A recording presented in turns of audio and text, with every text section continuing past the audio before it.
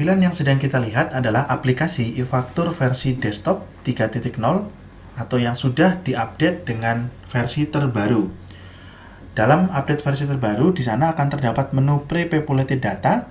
Di sana terdapat menu untuk pre-populated data faktur pajak masukan, PIB, dan juga VAT refund. Kita akan masuk memulai dari faktur pajak masukan. Kita akan memulai untuk get pre-populated data dengan mengisikan masa pajak dan juga tahun. Kemudian langsung diklik get data yang tersedia di sebelah kanan. Dari get data itu nanti akan memunculkan tampilan untuk mengisikan CAPTCHA. Nah, dari CAPTCHA ini nanti kita silakan lakukan klik validate. Untuk klik validate dilakukan 2 kali klik ya. Jadi klik validate sudah, terus beberapa saat setelahnya klik lagi untuk validate. Jadi ada 2 kali klik. Nah, di sana akan muncul data pajak masukan sesuai dengan bulan 8. Sebelum klik get data tadi, pastikan start uploader sudah dinyalakan. Kalau start uploader belum dinyalakan, nanti akan memunculkan CAPTCHA-nya 2 kali. CAPTCHA untuk uploader dan juga CAPTCHA untuk get data. Kemudian kita lihat di sana akan tersedia beberapa data seperti faktur pajak normal ataupun faktur pajak pengganti. Kita lihat di sana kalau faktur pajak pengganti yang muncul, maka tanggal faktur pajak pengganti bisa saja masa pajaknya tidak sama atau berbeda, atau bahkan malah setelah masa pajak yang dipilih atau bulan dalam faktur pajaknya melebihi bulan atau masa pajak yang awalnya sudah kita pilih. Secara default, menu get data pada pre-populated data pajak masukan akan menampilkan pilihan data-data faktur pajak masukan yang masih memungkinkan untuk dapat dikreditkan pada masa pajak yang sudah dipilih. Jadi misalnya pada kondisi saat ini kita sedang memilih masa 8, maka bisa saja di sana akan muncul faktur pajak yang diterbitkan bulan 8 ataupun sebelum bulan 8 yang masih mungkin dapat dikreditkan pada masa pajak 8 oleh pembeli. Nah, di dalam menu atau data yang tersedia, misalnya kita ubah ke dalam masa pajak 7. Pengubahan ke dalam masa pajak 7 berarti akan berakibat kepada data yang ditampilkan nanti adalah data yang masih available, masih dapat dikreditkan untuk masa pajak 7 bagi sisi pembeli. Sehingga data yang ada di dalam pilihan masa pajak 7 bisa dimungkinkan adalah data faktur pajak masukan yang belum sempat dikreditkan pada masa pajak bulan 7 atau masih dapat dikreditkan di masa pajak bulan 7. Berarti isi datanya seperti misalnya faktur pajak bulan 7, faktur pajak bulan 6, faktur pajak bulan 5, dan juga faktur pajak bulan 4. Artinya kalau misalnya kita sudah melakukan pengkreditan atau pelaporan SPT masa bulan 7 sebelum klik get data, maka pada saat get data hanya akan menghasilkan data yang belum dikreditkan. Jadi kalau yang sudah sempat dikreditkan tidak akan memunculkan data itu pada menu get data. Nah, kita lihat, andaikan kita akan menambahkan pengkreditan, maka kita bisa memilih data, kemudian melakukan klik upload. Nah, kita sekarang coba lakukan lebih mundurnya jauh untuk masa pajak 1. Masa pajak 1 2020 tentunya akan memunculkan beberapa data yang masih mungkin dapat dikreditkan pada masa pajak 1.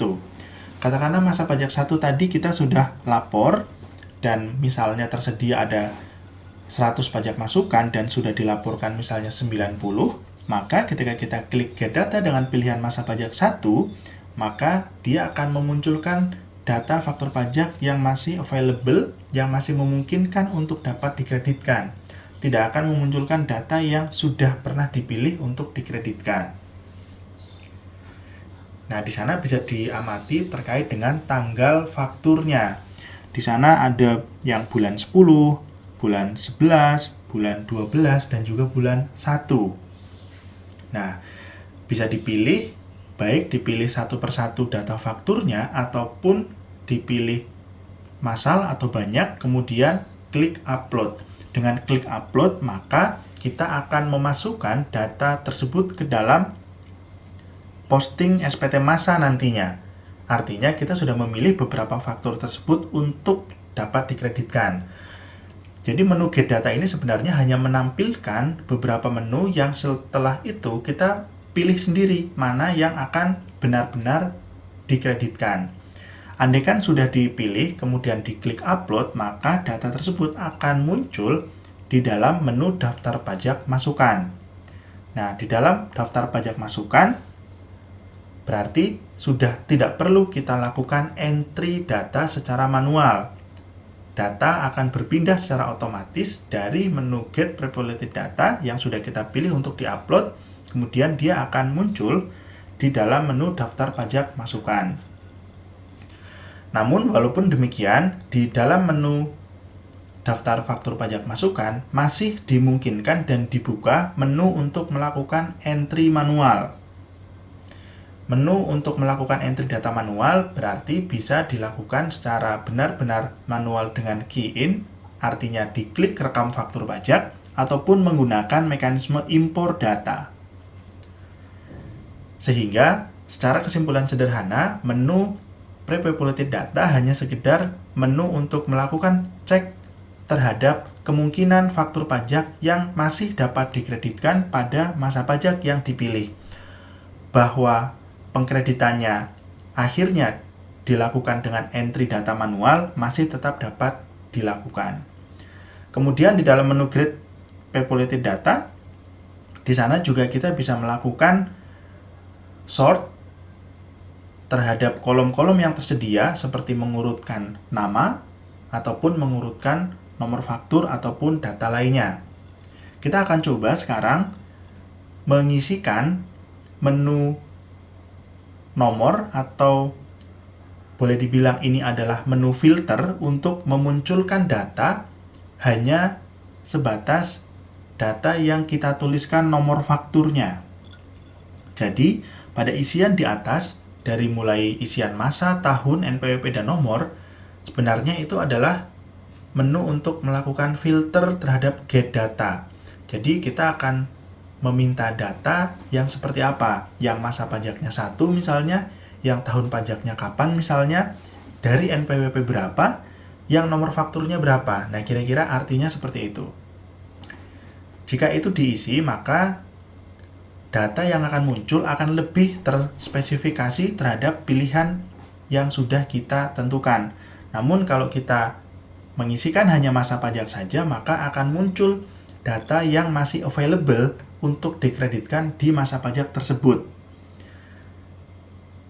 Nah, di sana sekarang kita lihat datanya hanya muncul 1 karena kita sudah mengisikan parameter untuk melakukan filter terhadap nomor faktur. Perlu diperhatikan bahwa di sebelah kanan ada kolom dikreditkan dan isinya ya. Artinya, di dalam menu Get Prepopulated Data, secara default akan diberikan data faktur pajak masukannya itu dapat dikreditkan. Namun, pengkreditannya apakah akhirnya diputuskan dapat dikreditkan atau tidak dikreditkan, itu adalah mutlak harus kita cocokkan ke dalam aturannya. Artinya, kalau memang secara aturan itu memungkinkan untuk dapat dikreditkan, silakan pilih atau biarkan posisi data itu tetap dapat dikreditkan dengan pilihan ya. Namun jika secara aturan tidak dapat dikreditkan, silakan ubah pengkreditan. Dari yang tadinya tertulis atau sudah ada isian ya, diubah menjadi tidak. Begitupun yang ada di dalam menu daftar faktur pajak masukan seperti yang sebelumnya juga sudah tersedia, kita bisa memilih untuk data tersebut dapat dikreditkan atau tidak dapat dikreditkan. Hati-hati terhadap data yang available sudah muncul di dalam menu Get Prepopulated Data, walaupun di situ defaultnya dapat dikreditkan, tetapi harus dicek kembali, harus benar-benar dicek apakah memang secara ketentuan pasal 9 Undang-Undang PPN dapat dikreditkan atau tidak dapat dikreditkan. pada data yang muncul itu tidak tersedia atau tidak tampak jenis BKP JKP-nya, jadi harus dicek manual.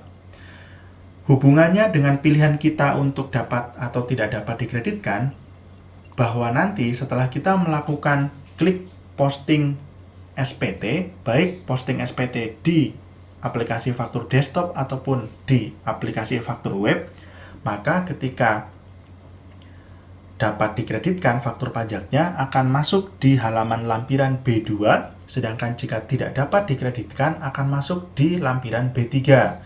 Dari lampiran B2 dan B3 kemudian akan bermuara di lampiran 1111AB.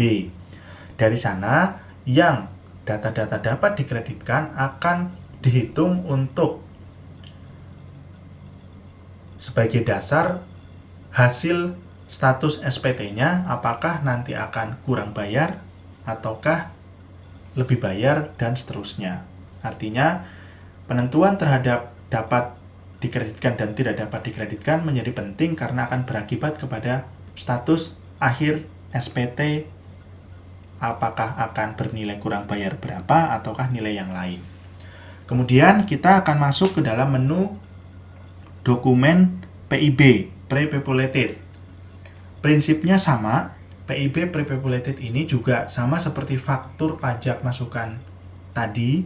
Kita akan memasukkan atau mengisikan parameter misalnya masa dan tahun. Berarti nanti akan memunculkan data PIB yang masih mungkin dapat dikreditkan untuk masa pajak 8. Pada contoh, data PIB-nya tidak tersedia.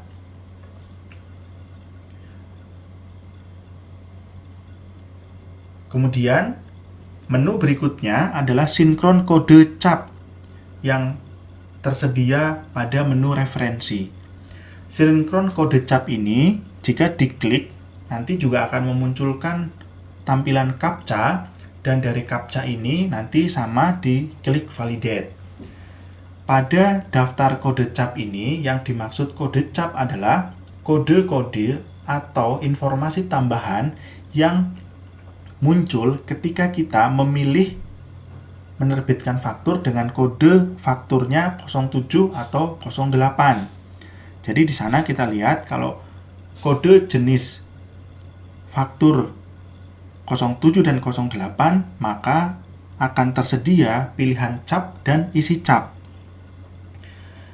Nanti Bapak Ibu dan rekan-rekan semua bisa sambil diingat-ingat kembali bahwa ketika kita mau menerbitkan faktur pajak dengan kode 07 dan 08 maka ada keterangan tambahan. 07-nya itu 07 yang seperti apa, 08-nya akan 08 seperti apa.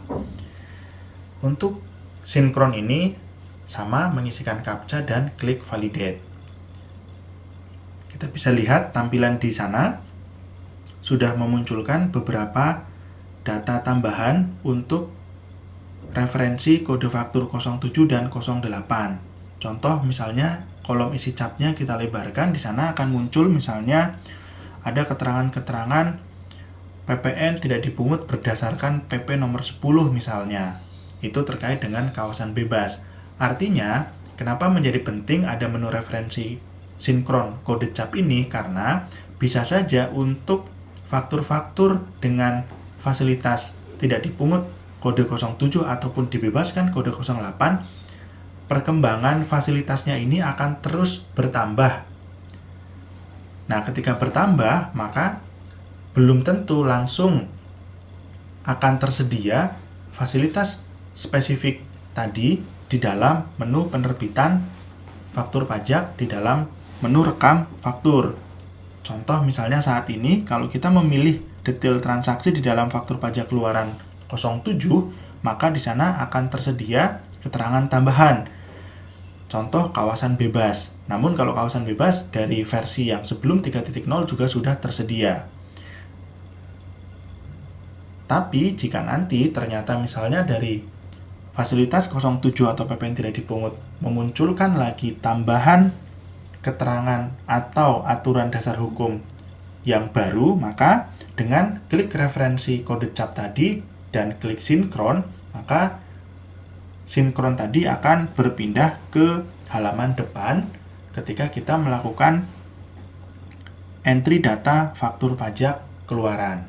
Nah, bisa kita gunakan referensi tersebut untuk tambahan informasi yang harus diisikan ketika mengisi atau menerbitkan faktur dengan kode 07 dan 08.